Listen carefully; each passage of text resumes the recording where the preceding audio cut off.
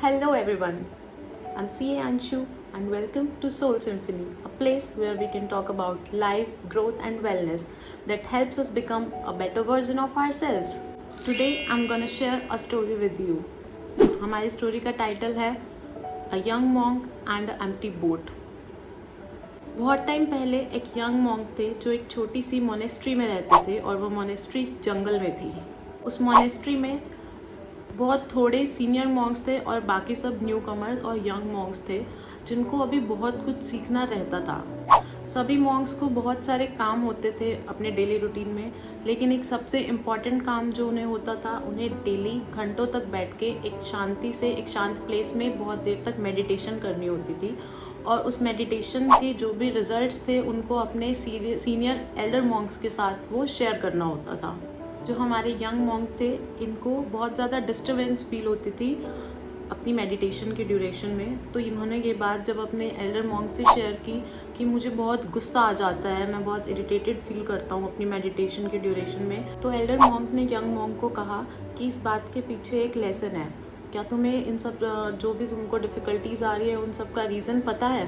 तो young monk ने reply किया कि जैसे ही मैं आंखें बंद करता हूँ मेडिटेशन करने के लिए, मुझे लगता है कि कोई मेरे आसपास घूम रहा है जिससे मैं डिस्टर्ब होता हूँ। फिर उसके अलावा मुझे लगता है कि कोई बिल्ली या कोई छोटा जानवर मेरे आसपास आ गया, और कुछ नहीं तो तेज़ हवा चल पड़ती है और पेड़ों की जो आवाज़ होती है उससे मैं डिस्टर्ब हो जाता हूँ और मुझे गुस्सा आ जाता है। तो इस बात पे जो सीनियर मॉन्क थे उन्होंने कहा कि तुम्हें एक ऐसी प्लेस ढूंढनी चाहिए ना जहाँ ना कोई जानवर हो ना कोई इंसान, तुम्हें कोई डिस्टर्बेंस ना हो।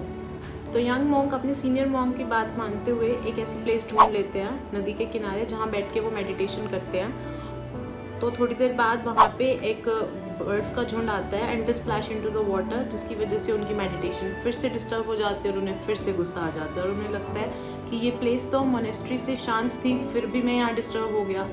लेकिन नेक्स्ट डे हमारे मॉन्क फिर से उस लेक के किनारे पे जाते हैं और वहाँ पे उस दिन उन्हें एक बोट किनारे पे बंधी हुई नज़र आती है और उनके दिमाग में एक आइडिया आता है कि अगर मैं इस बोट को नदी के बीच में ले जाऊं और वहाँ बैठ के मेडिटेशन करूँगा तो वहाँ तो मुझे कोई डिस्टर्बेंस नहीं होगी।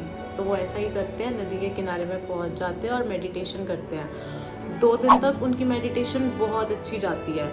थर्ड डे वो फिर से यही करते हैं, बोट को नदी के बीच में ले जाते हैं और मेडिटेशन करने बैठ जाते हैं। जब वो मेडिटेशन में होते हैं तो उन्हें एक पानी में आवाज़ सुनाई देती है, जिसकी वजह से वो आंखें खोल के देखते हैं कि क्या हो रहा है, और एक बोट उनकी तरफ आ रही होती है और अगर वो बोट ऐसे ही चलती रहेगी तो उनको दिख रहा होता है कि उसकी बोट से उनकी टक्कर हो जाएगी। तो वो चिल्लाने लगते हैं कि अपनी बोट को मोड़ो, यहाँ से हमारी टक्कर होने वाली है, बट कोई नहीं सुनता और टक्कर हो जाती है। तो फिर मॉन्क को गुस्सा आता है और वो चिल्लाने लगता है कि तुम कौन हो, मैंने तुमको कहा था कि बोट को मोड़ो, टक्कर होने वाली है। लेकिन वहाँ से कोई रिप्लाई नहीं आता और मॉन्क का गुस्सा फिर और ज़्यादा बढ़ जाता है। तो मॉन्क खड़े होकर देखते हैं कि कौन है यहाँ, तो वहाँ बोट में कोई नहीं होता और उन्हें रियलाइज़ होता है शायद ये बोट हवा के झोंके के साथ बहकर इन लेक में आ गई है और इनसे टक्कर हो गई है। तो इस बात को देख के उनका गुस्सा थोड़ा कम होने लगता है क्योंकि बोट में कोई भी नहीं होता जिस पे वो गुस्सा कर सके। तो उस मोमेंट पे मॉन्क को अपने एल्डर मॉन्क का क्वेश्चन याद आता है और उन्हें समझ आता है it's not about people, situation और सर्कमस्टांस, और ना ही खाली बोट। उनको समझ आता है मेरे गुस्से का कारण मेरा रिएक्शन है और सारी सिचुएशन और सभी लोग सिर्फ एक खाली बोट की तरह हैं। किसी चीज़ में इतनी शक्ति नहीं है कि मुझे गुस्सा दिला सके मेरे रिएक्शन और मेरी सोच के अलावा।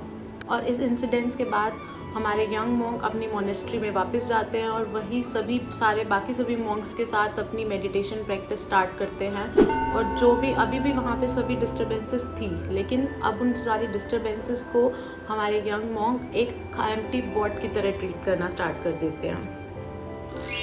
So guys, moral of the story is जो भी हम महसूस करते हैं वो हम अपने थॉट्स की वजह से महसूस करते हैं। We can change our feeling by changing our thinking, और उससे हमारे लाइफ एक्सपीरियंसेस भी चेंज हो सकते हैं।